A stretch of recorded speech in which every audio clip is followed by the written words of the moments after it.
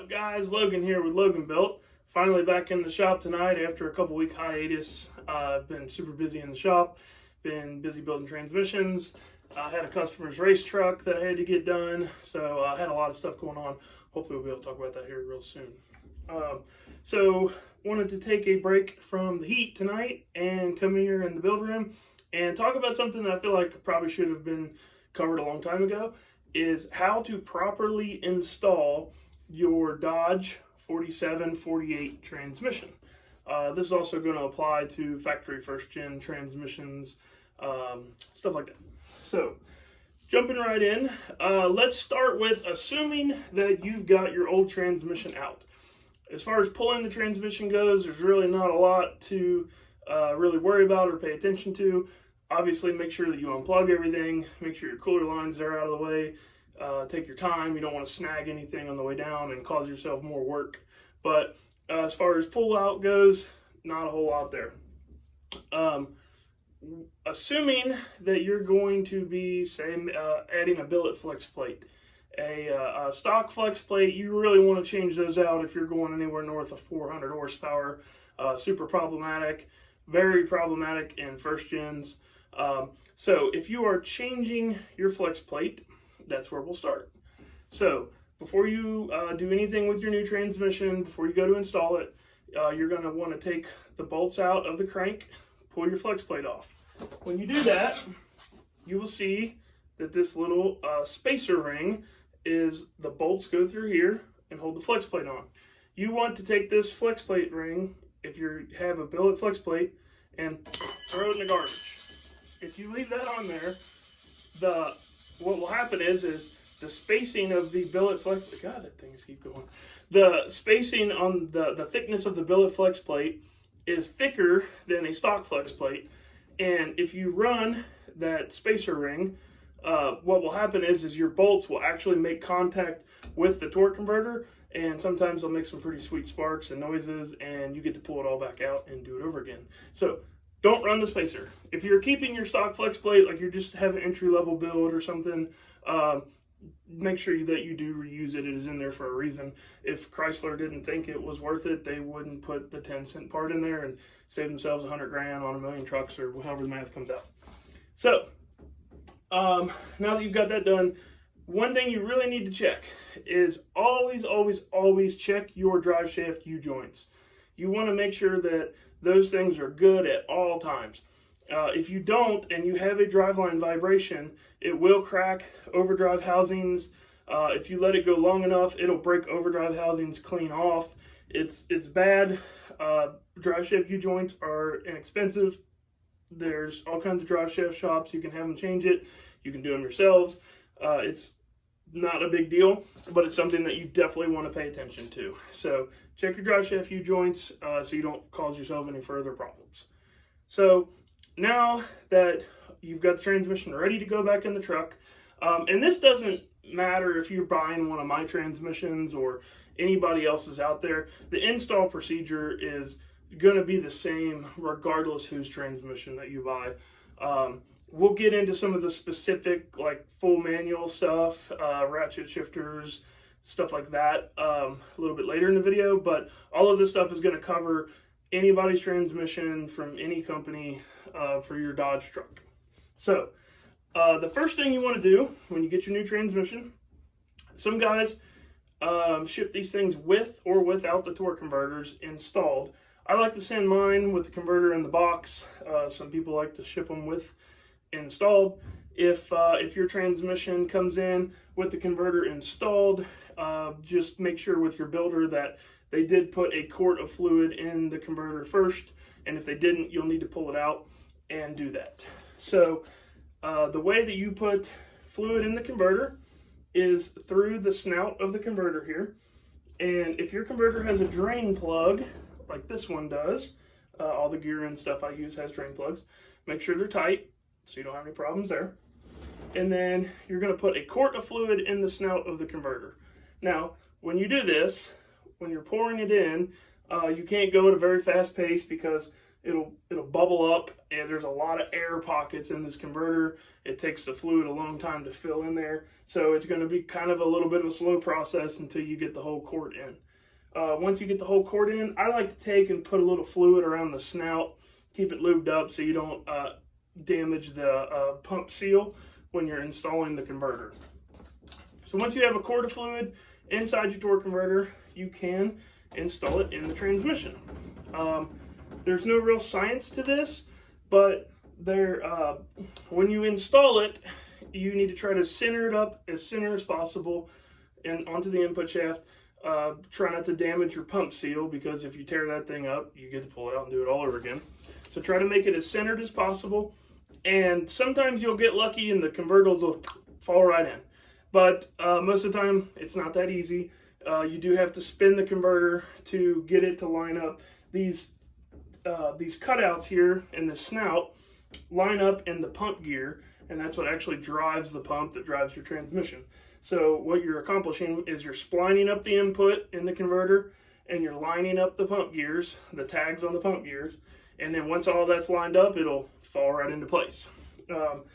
If it's not going into place, if it's not going in, just spin it. Don't put a bunch of pressure on it. Just kind of hold it there, a little bit of inward pressure.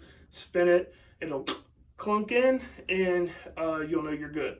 Once you think you've got the converter fully seated, take a tape measure and measure from the face of the bell housing to the converter protrusion. The torque converter will stick out from the bell housing on a lockup transmission. And that number that you're shooting for is about 3/4 of an inch. If you have 1.25 inches to 1.5 inches, you do not have the converters fully seated all the way. And if you try to install it like that, you're going to break the pump. And then guess what? Get the pull back out, do it all over again. So when you know you have 3/4 of an inch here, you're good. If you're working on a first gen, a non-lockup, factory non-lockup deal, the converter will be fully seated, and it will be flush with the bell housing. It won't have any protrusion. If you have one of my non-lockup 4748s, it's the same deal as a lockup converter as far as you're shooting for the same 3/4 protrusion. The only time you're not shooting for that is specifically in a first gen. So now that the converter is in the transmission, and it's time to put the transmission in the truck. So some of you guys are probably going to be doing it on the ground. Some of you guys might have the luxury of doing it on a lift. So you're going to put the transmission on a good jack. Transmission alone weighs 175 to 185 pounds, depending on exactly what all accessories you've got in it. And the converter weighs 60 to 90 pounds, depending on the accessories with the converter. So you want a 300-pound rated jack, transmission jack. Don't try to do these with a floor jack if you're doing it on the ground. That's not good. That's very hard on your life. It will make your life hard, and it's not safe. So you have good transmission jack. The way I like to strap it is I'll run the main strap across the transmission like this, and then I'll actually take a ratchet strap, run around the bell housing, and I'll ratchet strap it to the transmission jack. I do this for two reasons. One, it just gives me a little bit more peace of mind that the transmission is safe and in place. And the other reason is, if you have a transfer case, I like to do the pull and install with the transfer case on the transmission. It makes your life a lot easier in the long run. It'll save you a bunch of time. That's the way that I like to do it, so I recommend double strapping it. One thing that I didn't cover that I should probably back up and have you verify before you go any further is alignment dowels. Alignment dowels are these little dowels that are either in the engine adapter plate or they're in the transmission bell housing. You want to verify that those alignment dowels are either in the adapter plate or in the transmission. I prefer them to be on the adapter plate. It seems to make getting the converter or the transmission put in a little bit easier. You want to make sure that the holes that these things sit in aren't all elongated or tore up or any problems with that, because that's actually what's centering your transmission with the engine. And if that's off by just a little bit, the converter will actually be off center a little bit. And what it'll cause is it'll cause premature wear of your pump seal, of your pump bushing, and you get to pull it back out and do it all over again. So make sure that the dowels, alignment dowels are good. Make sure that there's no issues with those. And then you're ready to put the transmission in. When I'm installing the transmission, I will get it as close and as square as possible with the engine adapter plate, and I will slide it on by hand onto the dowels. I don't ever want to run it in with the bolts. If you do that, you risk damaging the alignment dowels. You risk damaging your case, and if you damage the hole in the case, then you sometimes end up having to put a whole nother transmission case in, and that's a bad deal. So you slide it up on there, and usually they'll go right on. If you're fighting it, there's probably a reason. Put the 2 alignment dowel bolts in first. I'll put those in, I'll tighten it up, those 2 bolts. Once those 2 bolts are tight, I'll take the torque converter and I'll spin it from the inspection plate area. I'll just take my finger and make sure that I can spin the converter.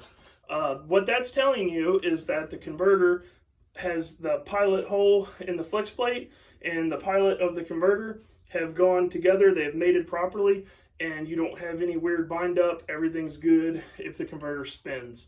If your torque converter doesn't spin and you have to like try to take a screwdriver and pry it over something, stop, take your transmission back loose because something isn't right. You either don't have the converter seated all the way, or you don't have the transmission aligned properly, and it's causing an issue with the flex plate. So once you have that done, go ahead and start bolting everything back up. I'll do the top bell housing bolts first, just because they're the hardest ones to get to. Make sure that you put your dipstick tube in when you do the bell housing bolt over on the passenger side, and go through the motions of getting everything hooked back up properly, the way everything came off, put it all back on that way. So once you have the whole transmission back in the truck and all the lines are hooked up, the electronics are all plugged back in, everything's good, now you're ready to start checking a couple things.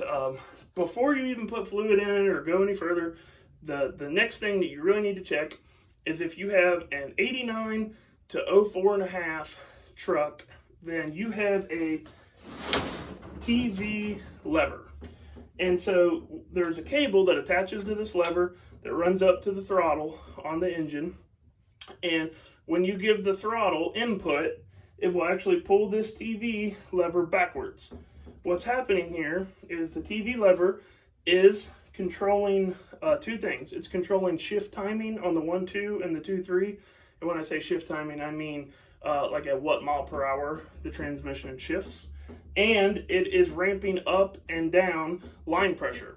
So the way to properly set this is when you start to give the throttle pedal input, it should start to move the TV lever. If you give the throttle input, say 0.25% throttle, 25% throttle, and this thing still isn't moving, that's bad.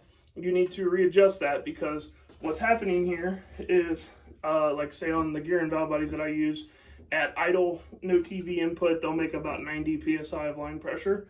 Well, if you have a 1,000 horsepower truck and this thing doesn't move until a quarter throttle, you could make 400 or 500 horsepower at a quarter throttle, and you only have 90 psi of main line pressure.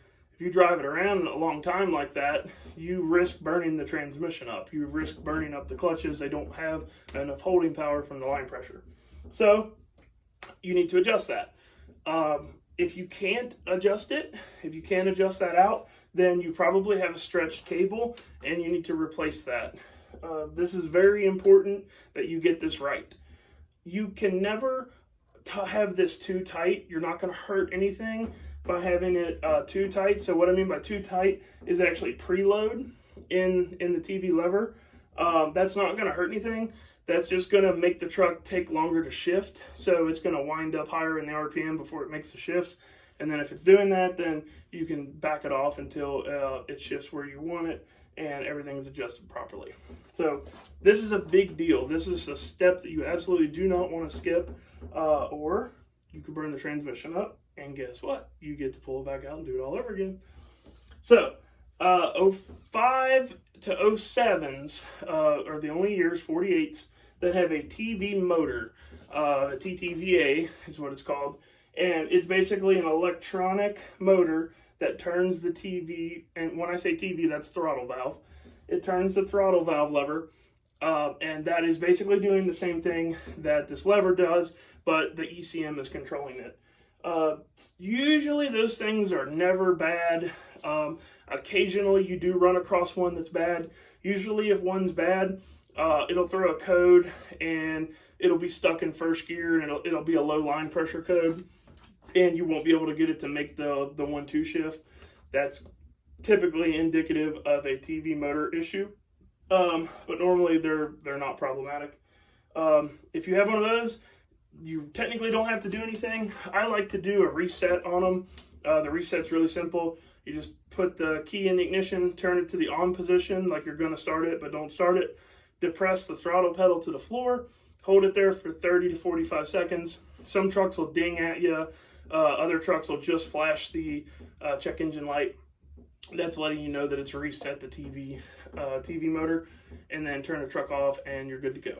So once you have that done, now we can, and this isn't any order necessarily, like from this point, like you could do the converter bolts first and then you could do this next, but I just always like to verify that this is good, and I really wanted to put an emphasis on that. So when you're doing converter bolts, the way I do it is I take one converter bolt, I'll put red Loctite on it, and I will start it into the converter by hand, and I will tighten it all the way up. Just, hand tight, no torque spec. Tighten it up, and then I will loosen it back off to where it's just finger tight. And I'll go through the inspection cover at the bottom again, and I'll make sure that I can move the converter back a little bit so it has a little bit of play in the flex plate. Then I know I can get all of my converter bolts in. If you go and tighten the first converter bolt all the way up, go to the next converter bolt, tighten it all the way up. I have ran into problems where you get to the 5th converter bolt and the alignment is off just a little bit and you can't get it started. So first one in, tighten it all the way up, loosen it back out a little bit, spin it over. So once you get all your converter bolts in hand tight, then you can go through and torque them all. Like I said, I use red Loctite, and I would torque it to 55 foot-pounds. Factory calls for 35 foot-pounds, and it's just not enough. If you have a higher horsepower truck, it's just not enough holding force on the converter bolts. They will back out on you, and that sounds like you hurt the engine when the converter bolts back out, because it makes a god-awful rattle and a knock, and then you go under there and you get to do it again. So once your converter bolts are in, you're good in that department. You checked your TV, you're good in that department. If you have a normal factory shifter, all you're doing is just hooking that back up. There's really no science to it there.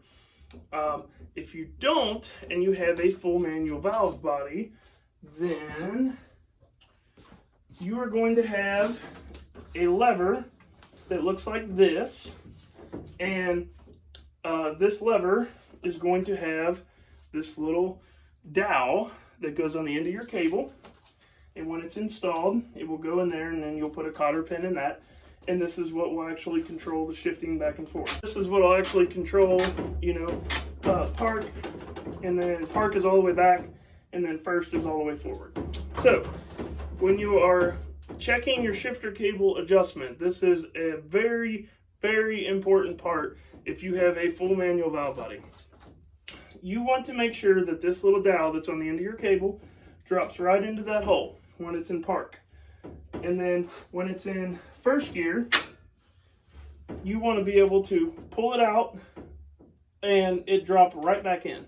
And you want to check that in every single gear. You want to go 1, 2, 3, neutral, reverse, park. Make sure that every time that you can just pull this right in and out, and that the shifter, the actual lever, isn't in between two gears. If it's in between two gears, you'll have all kinds of weird things that'll start happening.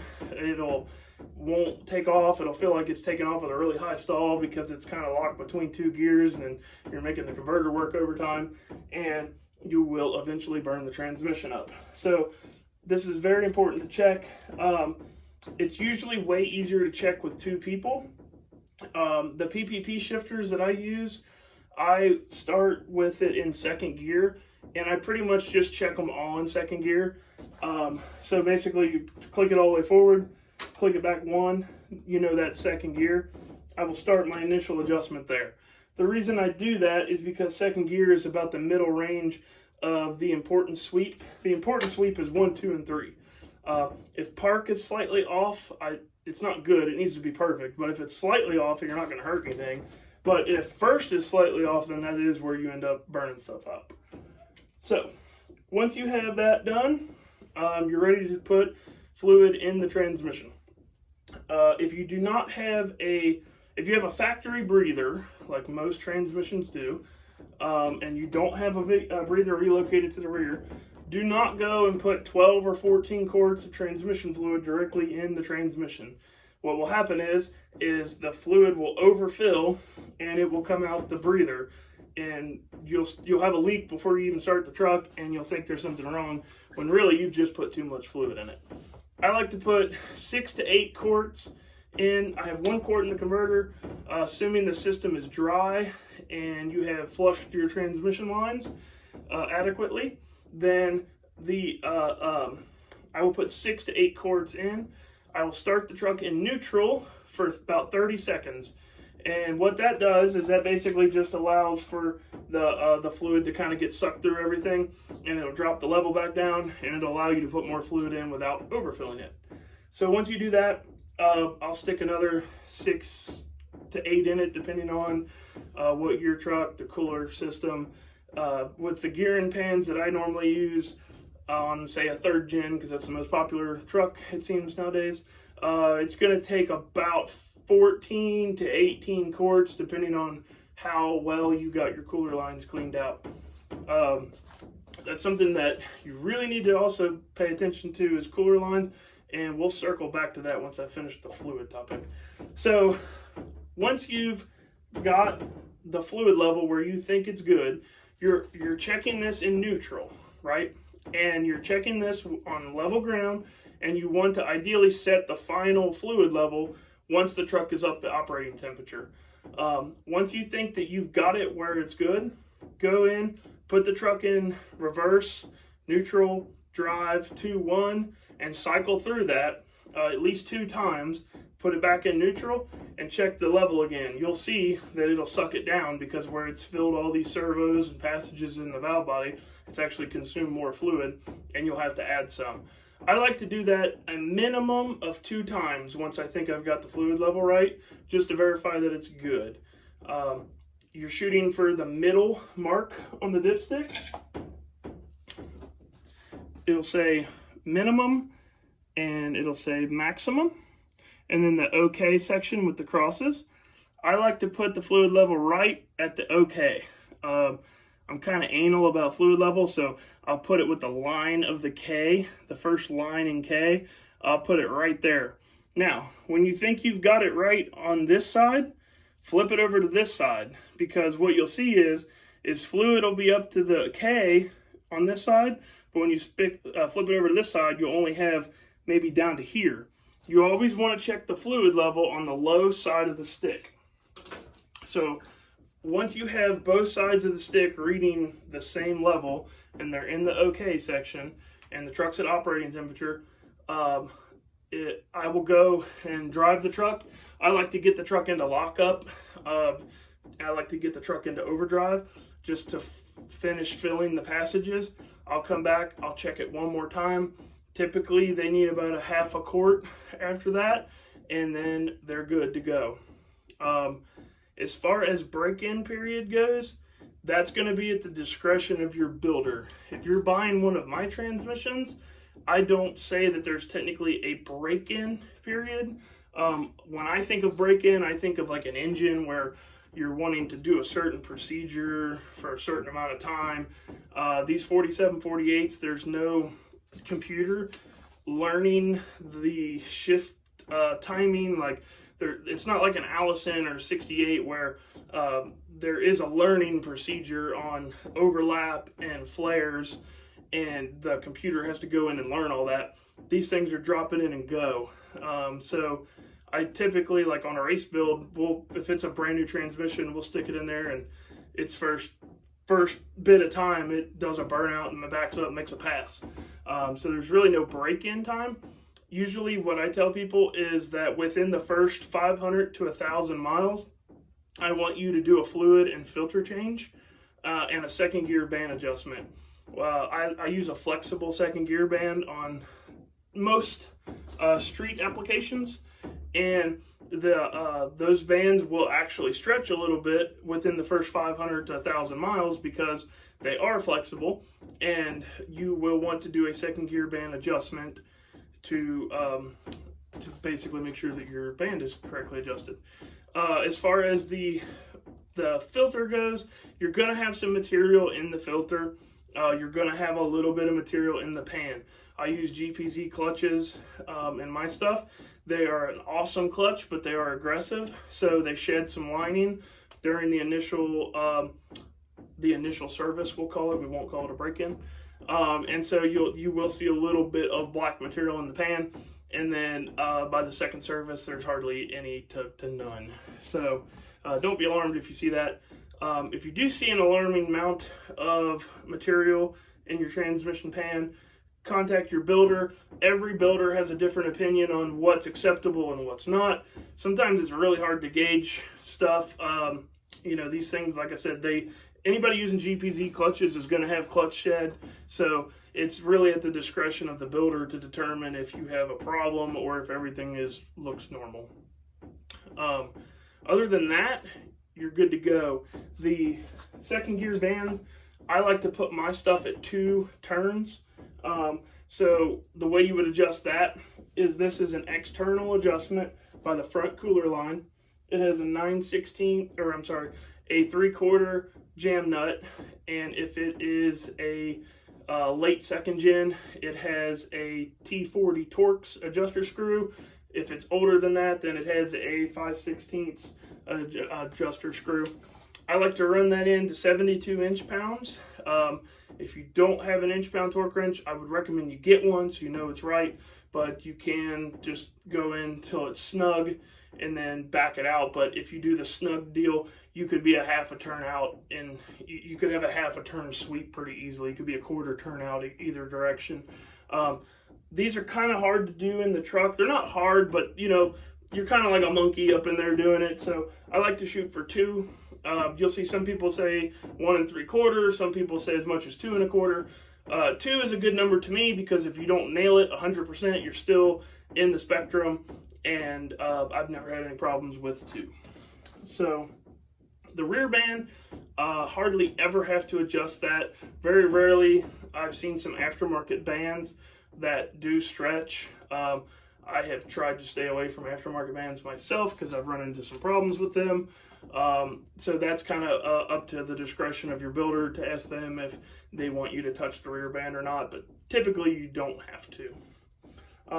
And then circling back to the fluid flush, you really, really want to make sure that you do a good job of that, especially if you've had a transmission failure. If you have a bunch of clutch material or a bunch of metal or any sort of material in the cooler, it is very hard to get that stuff out. If you do have some lingering in there, what'll happen is when you put your brand new transmission in and you start running it, all that fluid will wash right through the cooler, and it'll pull all that material and it'll put it back in your new transmission. And commonly what happens when that happens is you can stick a pressure regulator valve. The pressure regulator valve is regulating main line pressure. Usually when it sticks to the low side, and you end up burning up the transmission. So if you have access to a hot flush, that is the best way by far to clean clean out your cooler. If you have access to any flush machine, that's a good option. If you're doing it yourself, at the bare minimum, the way I like to do it is have you go to the parts store and get 2 cans of whatever brand trans flush, like your local Napa or whatever sells. I like to run compressed air through the lines first. You'll want to stick it in if you're running a factory truck, factory cooler. Stick it to the front line because there's a one-way check ball. So stick it to the front cooler line, blow all the fluid out that you can. I would spend a bunch of time making sure that all of the fluid you can is out that way. And then I will run a can of the trans flush through it. And then I would run the air pressure back through it to get all that out. And then by the end of your second can, it should be coming out clear at the other end when you run your air pressure through it. If for some reason it's still looking kind of crappy, you might consider finding a hot flush or even consider replacing a transmission cooler. I would recommend anytime, if you remotely have any question at all about your transmission cooler, just replace it. They're relatively cheap. You can do a factory replacement. You can do aftermarket options. There's tons of cooler options out there. They're all relatively inexpensive when you consider the fact that you could risk damaging your brand new transmission all over again. So I really can't emphasize enough on making sure your cooler and cooler lines are perfectly clean. And then the last thing I'd like to talk about is, well, we should talk about trans temperature. Everybody has a different opinion on trans temperature. This is going to be back to your builder and what they recommend. In my opinion, the cooler the better. To me, you can't hurt one of these transmissions by having it too cold. I haven't seen any problem with that. Maybe if you lived in Alaska and it was -50 and you just couldn't ever make this thing get above 50 or 60 degrees and you run a factory truck, it could have some weird shifting because of the ECM reading such a cold pressure. But outside of that, like really specific situation, you can never run these things too cool. Too hot to me is anything over 220. At 240, you start to hurt parts. And when I'm talking about temperature, I'm reading it from the pan. So if you're reading your temperature elsewhere, I like to read it solely from the pan because that's where everybody reads it. It's going to be easy for me to tell you what temperature it needs to be there. It's going to be easy for other people to tell you what temperature that needs to be. But technically, the front cooler line is going to be the hottest place that you can measure temperature from. So if you're measuring it from the front cooler right after the transmission, you are going to see 50 to possibly 60 degrees hotter temperature there than what's in the pan, depending on converter, manufacturer, and all kinds of other factors. But so anything, if it's under 220, it's good. Like I said, the cooler the better. I like to see them run no more than 180, just so if you ever did get into a situation where it creeped up on you, you know that you have a good 20-30 degree of wiggle room there, and you're not going to hurt anything. And then the last thing I wanted to touch on was line pressure sensor, line pressure gauge. This is something that I don't see a lot of people emphasize and talk about. If you were going to if you said that you only had the budget to buy 3 gauges for your truck, I would say don't buy an EGT and buy a line pressure sensor, line pressure gauge. Now, some engine manufacturers might not agree with me on that, but the line pressure of your transmission is the life of your transmission. It's like the oil pressure in your engine. You wouldn't run your engine if the oil pressure got down to 10.5 psi. You shouldn't run your transmission if for some reason the line pressure gets down low. I really like when guys monitor that because it's a telltale sign of a problem. There's some data that we can use for that, like especially in a racing application, please get a line pressure sensor. If you have a logger, log it. The things that we learned on JP's truck just from having a line pressure sensor was amazing. Like, we were able to make huge changes with the platform by the information that we were seeing from the line pressure sensor. The port that you're going to want to use for line pressure is the accumulator port. That's on the passenger side of the transmission. It's an 1/8 inch plug. There's 3 plugs on that side. It's going to be the middle plug on there. That's going to tell you line pressure in first, second, third, lockup, overdrive, and that's really what you need to know as far as pressure readings go.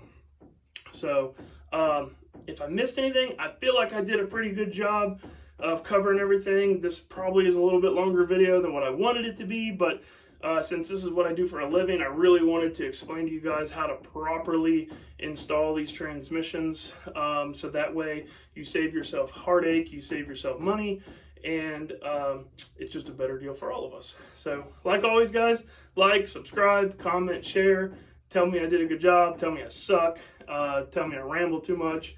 Whatever you got to do, let me know. Keep the feedback coming, and I will keep these going for you guys. Thanks. Catch you on the next one.